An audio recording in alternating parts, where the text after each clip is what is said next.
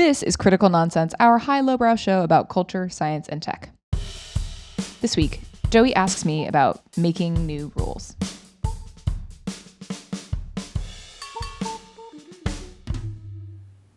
Woo! Hey, Taki, this is Joey. And this is an executive producer and Flaming Hot Cheeto, Jess Vander. Hi, this is Jess. Okay, that is my second Flaming Hot Cheeto. Or maybe last time I was a hot Cheeto and now I'm a Flaming Hot Cheeto. Yeah, fully flavor blasted. This is... I hate that. We spoke for 40 minutes before this, so we're going to hop right into it. Well, Jessica. Yeah. I saw something recently that I thought was like a very thoughtful, cool little rule situation. I saw someone posted that someone named Magnus Shamblet on Twitter said, you should never say goodbye to people when you leave parties. I was at a friend's birthday party and she told everyone at the start that she had a rule. Nobody was allowed to say goodbye to anyone when they left. The person went on to say it was a great rule, like amazing, worked super effectively. People are social animals. They, like if one person leaves, then they feel social pressure that they should be leaving too, or that someone wants them to leave. So it's just like Irish goodbye. Don't say goodbye to me. I'll see you when I see you again. And I was like, that is like a really thoughtful rule. Like there's sort of propriety or politeness or whatever it is where you feel an urge to say goodbye. And I was like, that should be implemented like more universally and be explicit. And so my question for you is, what new rules should we have? Okay, am I allowed to have rules that we shouldn't have as well in this list? Yeah. Okay, Eliminating here rules. is just like at the top, the tippy top of my list is do not ask me 2 times of how I'm feeling tonight at a concert. I understand, or at a presentation, it's how we feel. Let's do that again. How are we feeling tonight? And then everyone's like, okay, I have to clap like 2x more than I just clapped. Don't make me do this. I understand it's part of the crowd work Bible, whatever it is, drives me nuts. And I don't know that it does the job. I think it's like, you're just asking it's people. Cheap. It is cheap. It's just like, earn it, okay? Yeah. Just like earn my enthusiasm. Earn my synchronicity. That's what Get me locked in. Yeah, but I think the spirit of the question allows us to think about rules that we should, maybe in the example of the Irish goodbye, like that's maybe a social no-no, but is actually a rule we should break and make a new one for. Versus this is like, oh, what if we stop doing this thing? Is there anything else that immediately comes to mind for you? There one that comes to mind that I think is like a polarizing one, or maybe it's not polarizing, I don't know, but no music on the beach or the trail is like a thing that people are. I remember one time I was going like hiking with some friends, and I brought a speaker because we were overnight hiking, and I went and turned it on the trail, and my friend was like, no, we are not doing that. And I was like, oh, okay. Like I hadn't thought about it, and great. It sounds good. But I think people get, you go to the beach and then you have 1,000 speakers playing at the same time, like bleeding into each other. And I saw someone say recently, like, I'm going to get a Bluetooth jammer at the beach, and like for, 100 meters, no one will be blasting me with terrible music. And I'm like, yeah, it makes sense. It would be the equivalent of everyone playing a speaker on the subway or... Oh my goodness. Or just yesterday. Yeah. One of these droning, like, electro synth beats on goodness knows how high a decibel, and stuck on the bridge. So like you're locked in for at least 15 minutes of this. It's just like, dude. In fact, maybe relatedly of things that should be jammed, do we think that in public commuting contexts, what if there were no devices? I mean, I don't I try not to, if I have to take the subway, not to just like spend the whole time on my phone. I will listen to something, so that like it's sort of like you're half and half. You're like half in, half out. But try not, I don't know, like for whatever reason, just like seeing everyone locked into their phone at the same time like gives me a little bit of the ick. And so the other day I was on the train. I was listening to an audiobook but had my wits about me and observed this one person approach another and was like, "Hey," she like cold walks up to him. She goes, "Hey, I just noticed that you're the only person on this whole train who's like not, looking at their phone. So just want to say hi." I was like, bold. What? That's like, this is New York. Like, are you from here? Like, are you sure? Are you allowed to do that? I don't know. I thought that's against the law. Yeah, I thought that there was a whole thing that we all agree is that we completely ignore each other. Yeah. Unless someone needs help, you don't say anything. Yeah. And so, of course, then I'm eavesdropping the whole conversation. It turns into a very lovely, just like getting to know you. And then at the next stop, they were parting ways. And it was like, well, thanks for the conversation. Bye-bye. And I was like, wow, that was... It was like a normal, like the other person was receptive to the conversation. Yeah, it wasn't like, go away. It was just like, sure, why not? Like, perfectly happy to have this small talk over, an 8-minute shared subway ride or something. And I was like, it made me think. It got me thinking. I don't know that I'm that social of, like, I don't know that me want that, but I wonder if I was forced to, if that would be good for me. Yeah. Well, I mean, we talked about that study a while ago where people were like, if you ask them ahead of time, you have to talk to someone on the train, it'll be terrible. And on the back end, they're like, that was great. I learned so much about a new person and I felt happier and like my day was going to be better. But yeah, that like expectation versus reality, like it does make me think about too, like other rules.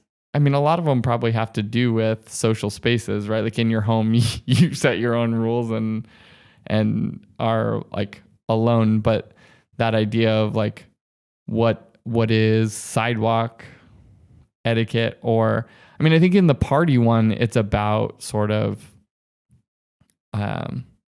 alleviating social pressure and sort of like the fact that we are social animals and not herd animals, but like if you see someone leave, you will then think that you have to leave, and by not saying goodbye, you're not like signaling that social pressure in the same way. Because anytime like next time you're at a party, you like watch as soon as someone says goodbye, unless it is like unusually early for a very specific reason, like it just within a half hour you see like the party is over, and not necessarily everyone was ready for the party to be over. It's just like, great, you killed it. First person to leave kills the party. So are we just saying that like all rules on the table are relatedly collective action related rules? Like, okay, if one person on the beach is playing their music, then it's like, okay, well, I don't want to listen to that. Like, I want to play my own music, and then we're doing this. But if like you were the first domino in any of these scenarios, like if you can control that or influence that in some way, right? Or is like, maybe actually the better difference is, where are you the first domino versus where are you the fifth domino scenarios? Yeah, it's like, what are some of these, like, are there restaurant rules based on like how to have the best vibe in a restaurant? Like, should you or should you not be talking to people at other tables? Like generally people don't, but I've actually had like some interesting conversations at points where like we were in France on vacation and an older couple like spoke to us, and they're like, I was a teacher and and I was like, this was a very lovely conversation. I hope you enjoy the rest of your trip. Talk to you later. Yeah. But maybe not necessarily all collective action, but maybe all inherently social. Yeah, I think that's right. I mean, rules of the road is like rules of the road, a disaster, like zipper merging zipper merging needs to be a rule. Oh my gosh, zipper merging. I think I was like the first to introduce this idea to my dad the other day. He's like, zipper merging. That's exactly what that is. And I was like, I did not invent this, to be clear. Yeah. He's like, yeah, but that idea, like that's exactly what it is. That's why it's so frustrating when someone breaks that rule. Yeah. It's illegal in Germany, I believe. Like you can get a ticket for not zipper merging. Get it together. What do you think about gift obligations?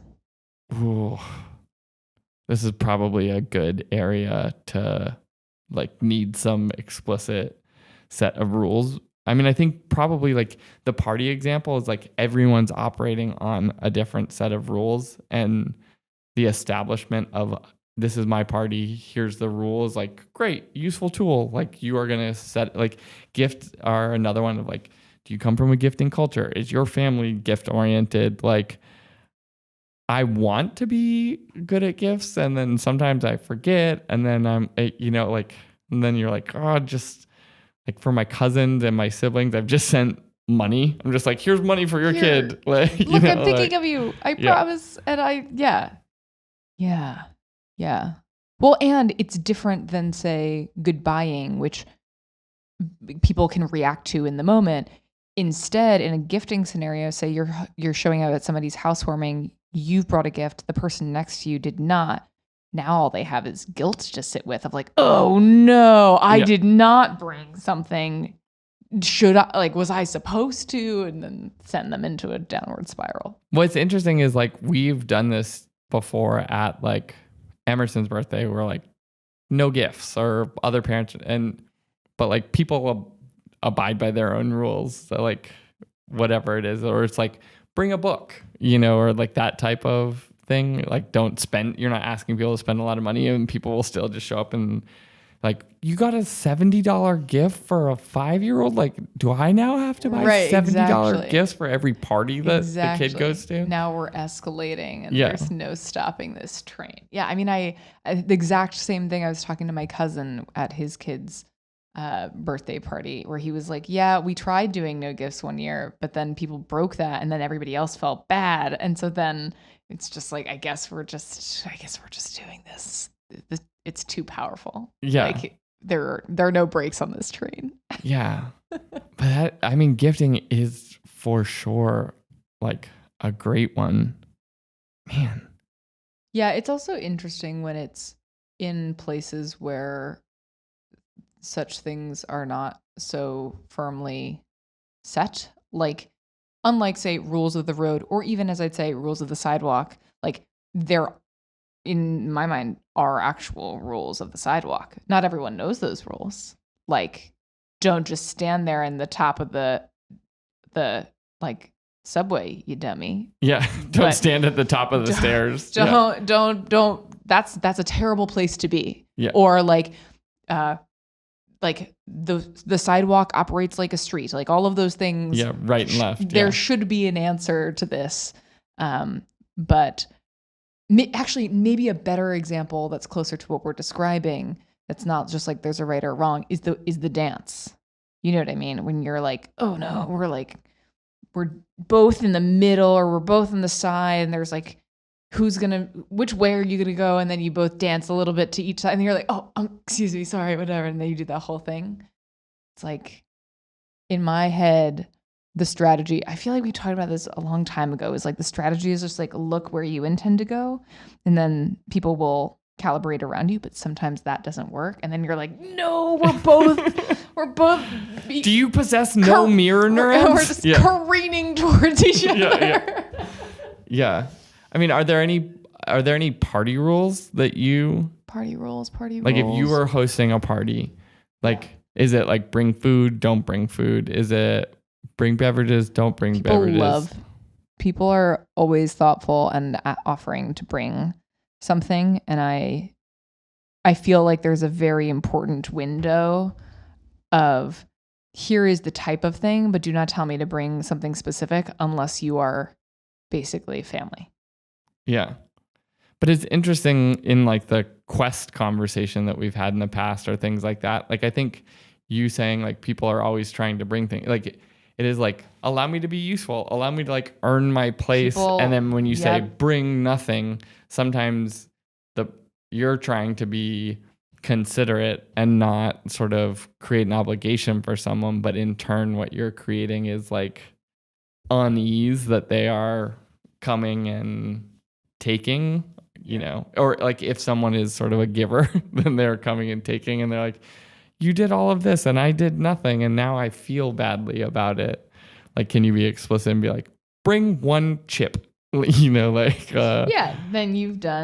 then that's actually, you're bring like, a I did a shareable little thing. snack. It's the one egg in the cake phenomenon, right? Like they weren't selling box cake mixes until they changed because they had like dehydrated egg in the mix.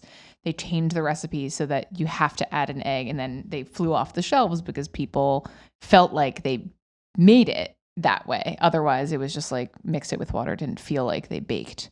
And it's a similar thing of like, just give me one very minor thing, and then I'll feel like you're actually, the thing you're bestowing is a gift of having someone wanting to be generous. And maybe that's what all of this is like a different way of approaching generosity.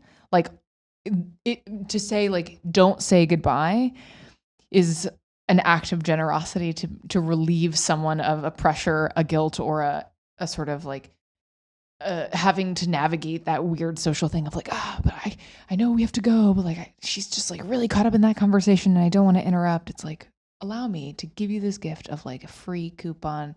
Do not pass go. Yeah. Do not collect goodbye hugs.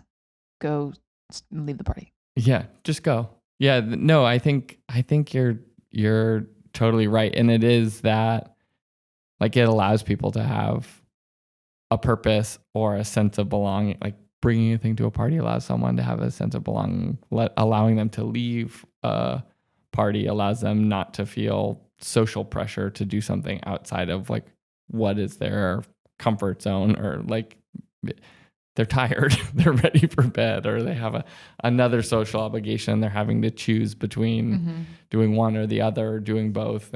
And like same with, you know, giving someone a job at a party, right? Like I saw that Emerson had like a end of year like class thing, and there's a group of people who are just like waiting for the teacher to like give them a job to be like, hand out these snacks. And I'm like, so I am happy to help, but I don't feel an obligation to do that in this moment. And they were like leapt, like just like, I've done it. I've earned my place to be here. Yeah. Jess, do you have a rules wrap up corner? I do.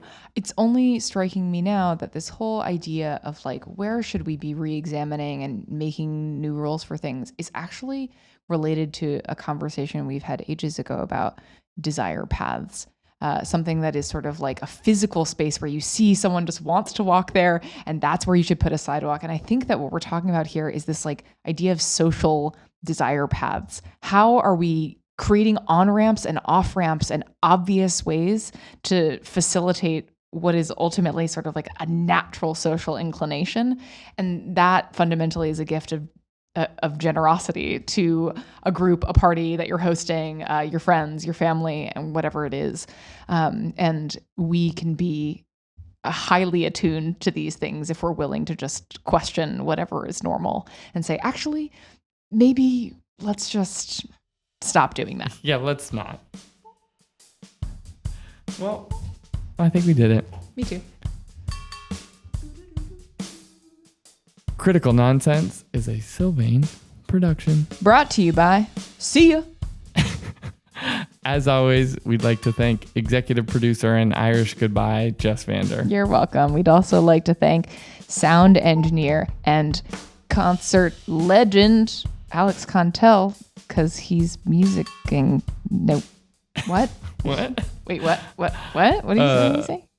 As always, we'd like to thank our programming coordinator and Caribbean hello, Les Jacobs. And thanks to our production crew and chillin' on the beach, Sarah Gilbert, Nora Mestrich, Christy Jensen, Amanda Medina, and Amy Waters. And as always, thanks, Ellen. Thanks.